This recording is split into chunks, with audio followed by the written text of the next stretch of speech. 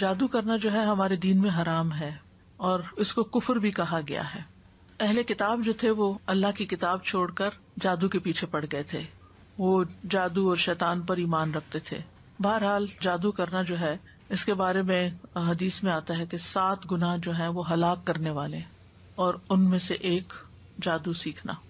نبی صلی اللہ علیہ وسلم نے فرمایا تباہ کرنے والی چیزوں سے بچو، اللہ کے ساتھ شرک کرنے اور جادو کرنے کرانے سے. رسول اللہ صلی اللہ علیہ وسلم نے یہ بھی فرمایا کہ جادو کرنے اور کروانے والا ہم میں سے نہیں، یعنی اس کا اسلام سے کوئی تعلق نہیں، یعنی مسلمان یہ کام نہیں کر سکتا. پھر اسی طرح علم نجوم کو بھی جادو کی ایک قسم قرار دیا گیا. رسول اللہ صلی اللہ علیہ وسلم نے فرمایا جس شخص نے علم نجوم میں سے کچھ حاصل کیا اس نے جادو کا ایک حصہ سیکھ لیا، جتنا زیادہ سیکھے گا اتنا ہی زیادہ جادو میں مبتلا ہوگا. اس سے یہ پتا چلتا ہے کہ اس میں ستاروں سے بھی کچھ مدد لی جاتی ہے، کچھ حساب کتاب رکھا جاتا ہے.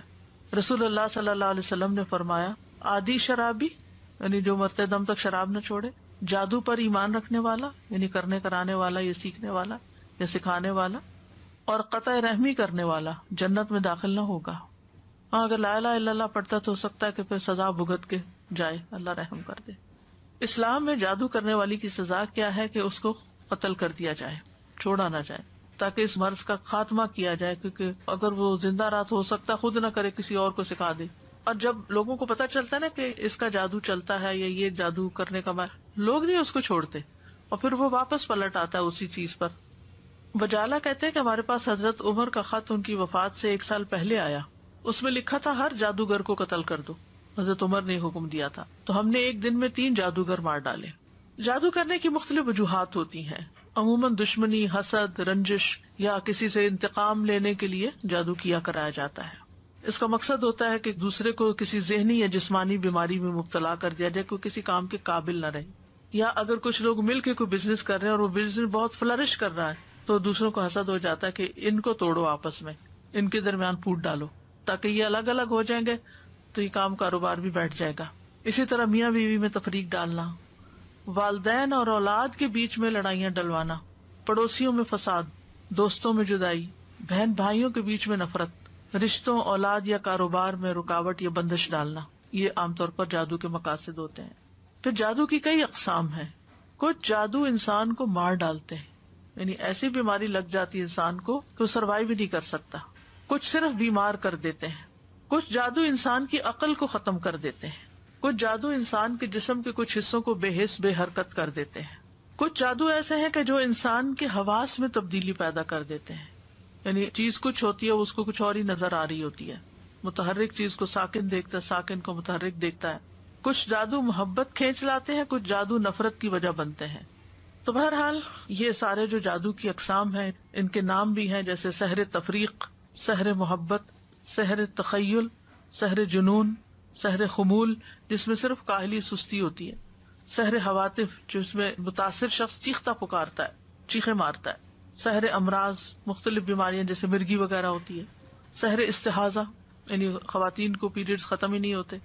پھر جادو کی علامات بعض آہستہ آہستہ شروع ہوتی ہیں، بعض ایک دم اسٹرانگ آتی ہیں، جیسے سستی، گھبراہٹ، خاموشی، تنہائی کی عادت، کسی سے نہیں ملنا، کسی سے بات نہیں کرنی، ذہنی انتشار، حد سے زیادہ چڑچڑا پن، ذرا سی بات پہ بھڑک اٹھنا، کسی کام میں دل نہ لگنا، نماز روزہ عبادت چھوڑ دینا، بغیر کسی بیماری اور وجہ کے سر چکرانا، ڈراؤنے خواب آنا، خواب میں بھی رونا، چیخنا، چلانا، خون کے چھینٹے اور کپڑوں کو کٹا ہوا پانا، خامد بیوی کے درمیان آپس میں کوئی کشش محسوس نہ کرنا، بغیر کسی وجہ کے رشتہ داروں کا آپس کے معاملات میں بگاڑ ہو جانا، یعنی ایک دوسرے سے ملنا جلنا چھوڑ دینا. تو یہ اس کی ظاہری علامات ہوتی ہیں. اب یہ ہے کہ اس شر سے بچنے کے لیے کیا کرنا چاہیے، کیونکہ جن اور انسان دونوں ہی انسان کے دشمن ہو سکتے ہیں. سب سے پہلی بات یہ ہے کہ انسان اللہ کے ساتھ اپنا تعلق مضبوط کرے، اللہ پر بھروسہ کرے، اور دل میں یہ خیال نہ لائے اور یہ وہم نہ لائے کہ مجھے پر کوئی جادو کر دے گا، بلکہ اللہ پہ توکل کرے، اللہ کی پناہ لے. حدیث میں آتا ہے کہ اللہ تعالیٰ فرماتا ہے میرا بندہ اگر مجھ سے مانگتا ہے تو میں اسے دیتا ہوں، جو محبوب بندہ ہوتا ہے. اگر وہ کسی سے میری پناہ مانگتا ہے تو میں اس کو پناہ دے دیتا ہوں. پھر اللہ تعالیٰ کے احکامات کی حفاظت، حدیث میں آتا ہے احفظ اللہ یحفظک، تم اللہ کے احکام کی حفاظت کرو، اللہ تمہاری حفاظت کرے گا. نمازوں کی حفاظت، یعنی جو نمازوں کی حفاظت کرتا ہے وہ اللہ کے ذمے میں ہوتا ہے، اللہ کی حفاظت میں ہوتا ہے. خصوصاً نماز فجر کی حفاظت. اسی طرح اشراق کا پڑھنا. رسول اللہ صلی اللہ علیہ وسلم نے فرمایا، اللہ عز و جل فرماتا ہے، اے ابن آدم تو دن کے پہلے حصے میں میرے لیے 4 رکعتیں پڑھ لیا کر، میں اس دن کے آخری حصے تک تیری کفایت کروں گا. پھر طہارت کا خیال رکھنا. یاد رکھیے یہ جنات اور یہ شر اور شیاطین اور یہ جادو کے اثرات ان لوگوں پر زیادہ ہوتے ہیں جو پاک صاف نہیں رہتے، اپنے ڈرٹی بالوں کو صاف نہیں کرتے، اپنے استنجا کا صحیح اہتمام نہیں کرتے، یا نہاتے نہیں ہیں، یا صاف کپڑے نہیں پہنتے، یا اندھیرے میں رہنا پسند کرتے ہیں، یا سیاہ رنگ ان کو بہت پسند ہوتا ہے کیونکہ سیاہ رنگ کے اوپر شیاطین زیادہ آسانی سے کام کر لیتے ہیں.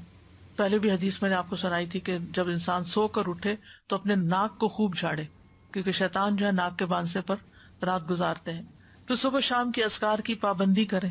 سونے جاگنے کے اذکار کی پابندی وہ بھی حفاظت کے لیے بہت ضروری ہے. بیت الخلاء میں جاتے ہوئے دعا پڑھیں. ہر کام سے پہلے بسم اللہ پڑھیں کیونکہ جس کام میں بسم اللہ ہو جاتی ہے تو شیطان وہاں سے نکلتا جاتا ہے، وہ اس میں داخل نہیں ہو سکتا، شامل نہیں ہو سکتا. جیسے انسان اپنے گھر میں داخل ہوتا ہے تو بسم اللہ پڑھ کے دروازہ کھولے، کھانا کھانے لگتا ہے تو بسم اللہ پڑھ کر کھائے. اور اسی طرح لائٹ آف کر رہا ہے، لائٹ آن کر رہا ہے، کوئی چیز اٹھا رہا ہے، رکھ رہا ہے تو بسم اللہ کو تکیہ کلام بنا لینا چاہیے ایک طرح سے لباس اتارتے وقت. اور پھر اسی طرح دائیں ہاتھ سے کھانا اور پینا چاہیے کیونکہ شیطان بائیں ہاتھ سے کھاتا ہے. تو اگر بائیں ہاتھ سے آپ کھاتے ہیں تو شیطان بیچ میں شریک ہو جاتا ہے اور اس کو اپنا عمل کرنے کا موقع مل جاتا ہے. پھر مغرب کے وقت بچوں کو خاص طور پہ گھر سے باہر نہیں نکالنا چاہیے کیونکہ مغرب کے قریب شیطان جنات جو ہیں وہ زمین پر پھیل جاتے ہیں اور اچکتے پھرتے ہیں. اب اس کا علاج کیسے کرنا چاہیے؟ سب سے پہلے یہ ہے کہ انسان قرآن سے علاج کرے. قرآن شفا ہے، نافع علاج ہے. قل هو للذین آمنوا ھدی وشفاء، کہہ دیجئے یہ ان لوگوں کے لیے جو ایمان لائے ہدایت اور شفا ہے. وَنُنَزِّلُ مِنَ الْقُرْآنِ مَا هُوَ شِفَاءٌ وَرَحْمَةٌ لِّلْمُؤْمِنِينَ وَلَا يَزِيدُ الظَّالِمِينَ إِلَّا خَسَارًا. ہم قرآن میں جو کچھ نازل کرتے ہیں وہ مومنوں کے لیے تو شفا اور رحمت ہے مگر ظالموں کے خسارے میں ہی اضافہ ہوتا ہے. حضرت عائشہ سے مروی ہے کہ رسول اللہ صلی اللہ علیہ وسلم ایک مرتبہ ان کے پاس تشریف لائے تو دیکھا ایک عورت حضرت عائشہ کا علاج کر رہی ہے، بیمار جو تھی یا ان کو دم کر رہی ہے. تو آپ نے فرمایا کتاب اللہ کے ساتھ اس کا علاج کرو. آپ کو معلوم ہے کہ اس زمانے میں مدینہ میں کوئی حکیم کوئی ڈاکٹر کچھ بھی نہیں تھا، وہ لوگ عام طور پہ بیمار نہیں ہوتے تھے. تو ایک حکیم کو پتا چلا کہ اس علاقے میں کوئی حکیم نہیں تو وہ آ گیا کہ میں یہاں رہ کر لوگوں کا علاج کروں گا. 6 مہینے گزر گئے، اس کے پاس کوئی بھی نہیں آیا کہ کوئی بیمار نہیں پڑا. تو آخر اس نے راز پوچھا کہ کیا وجہ ہے.